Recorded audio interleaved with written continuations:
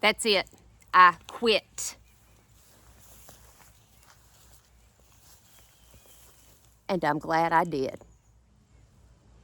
You might be asking, well, Patty, what did you quit? I'll tell you what I quit. I'm quitting a lot of things. And maybe you should too. We'd probably all be happier if we just quit. These 5 things that are keeping us depressed in the garden. Let's get into it. Hey y'all, my name is Patty and I live in garden in zone 8A, Mississippi. We've had a long, good gardening season this summer, and with fall on the horizon and winter coming, I'm reflecting about how things have gone in my garden. And I have come to the conclusion that I have let some things steal my peace and my joy. And by golly, I'm not going to let that happen. I am going to quit these things that are causing me stress, anxiety, discomfort, displeasure, overall, not the peaceful environment that I want to have in my gardening space. So let's get into it. The first thing that I'm quitting in my gardening journey that is causing me some unpleasantness is I'm going to quit comparing my garden to other people's gardens. Just like each person is an individual, their garden is going to be a reflection of what they are. No 2 gardens are alike, no 2 people are alike. So if somebody has a pretty garden, well, I don't need to compare my garden to theirs. I need to be happy for them that they do have a pretty garden and they probably enjoy it and find a lot of peace and tranquility in their gardens. I hope so, because that's what I'm trying to do here.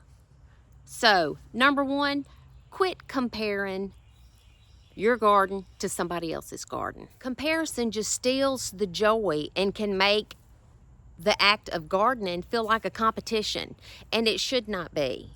Gardening is to relax, to heal, to find joy, to clear the mind. It shouldn't be about, ooh, I wonder what so-and-so's doing in their garden. Well, I've at least got to do that much. No. Gardening is for the individual. And if you compare, it's just stealing your joy. So let's get rid of that one. I quit it. Number 2 on the list, quit overplanting, overbuying, and overplanning. If you're anything like me, when I have too many irons in the fire, I just develop paralysis and I can't do anything. I'm just at a standstill.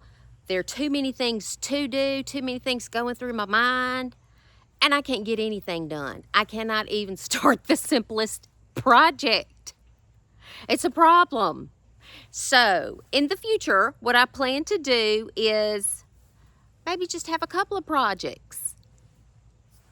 Complete those, start to finish, step back, take a look at what we've accomplished, and then maybe start planning a 3rd project, the next project. Too many projects, too many irons in the fire will cause burnout.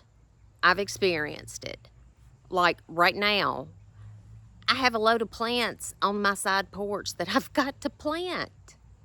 It's like I think, oh yeah, I can do this and I can do this and I can do this, forgetting the fact that I have a full-time job.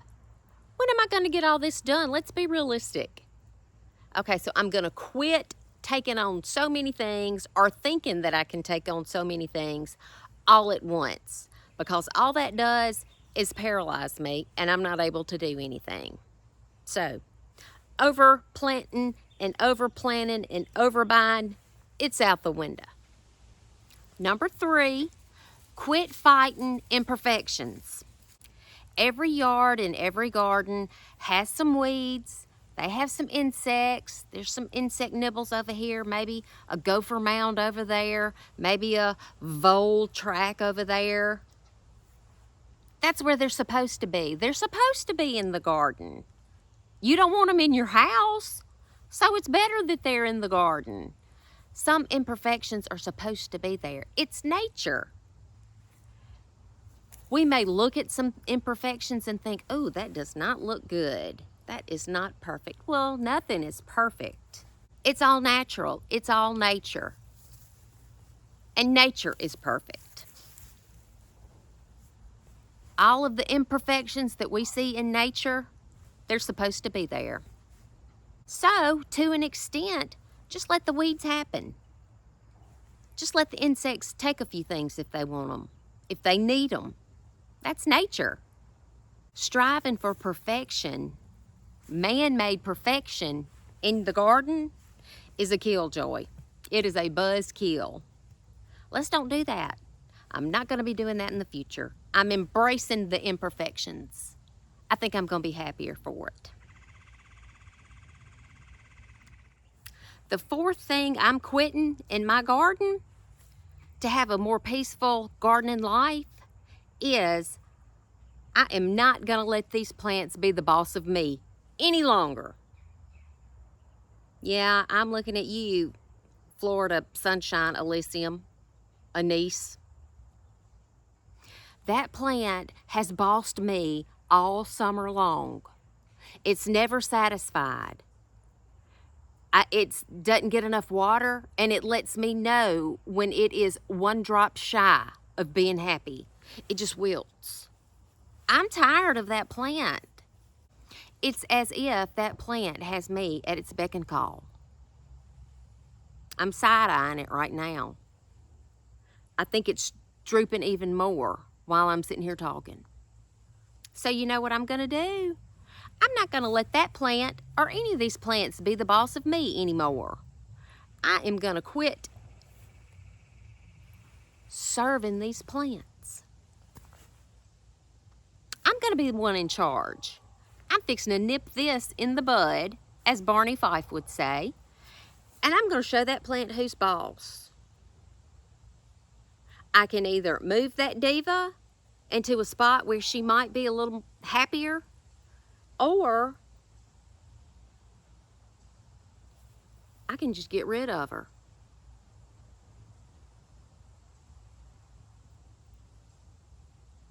There's nothing saying that I have to keep that plant. Heck, I bought it with my own money. I don't have to keep it. Now I can dig her up and I can move her to a place where she might be a little happier. And that's probably what I'll do, because I do like that plant. But I want her to be happy in a spot without me having to cater to her. Because I'm the boss, she's not. So I'm going to do this with any plants that I feel like I am having to cater to. Nip it in the bud. Nip it, nip it, nip it in the bud.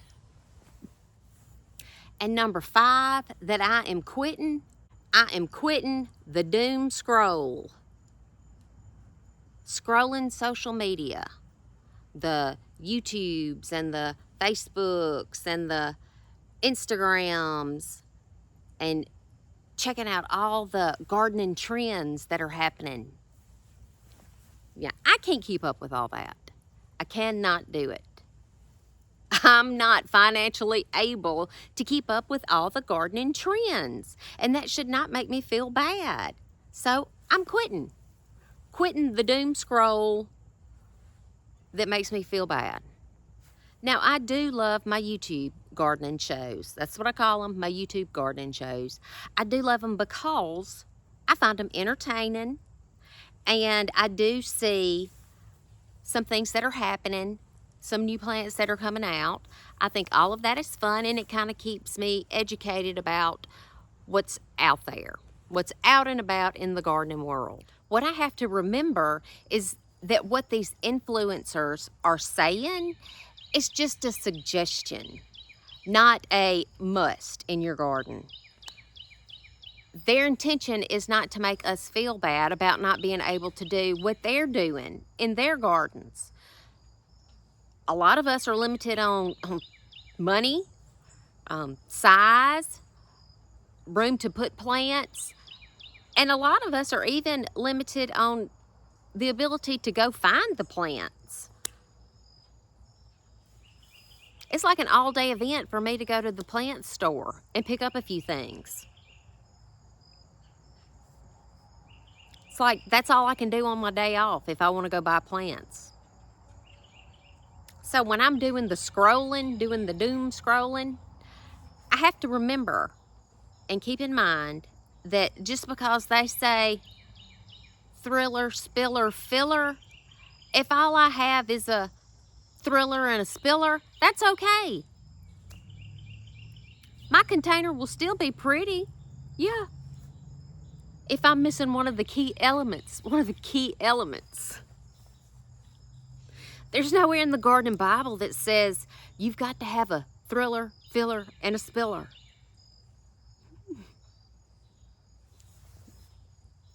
Do the best that you can and find joy in it. That's what I'm doing. I'm doing the best that I can with what I have. And I'm happy about it. And I'm finding joy in it. And every minute that I can spend outside in my yard and garden is making me better. It's making me a better gardener. It's making me a happier person. I tell you, I am just a joy to be around. So why don't y'all stay tuned for my next video where I'm going to tell y'all the 5 things that I am going to start doing to have a peaceful gardening experience. Y'all stay tuned.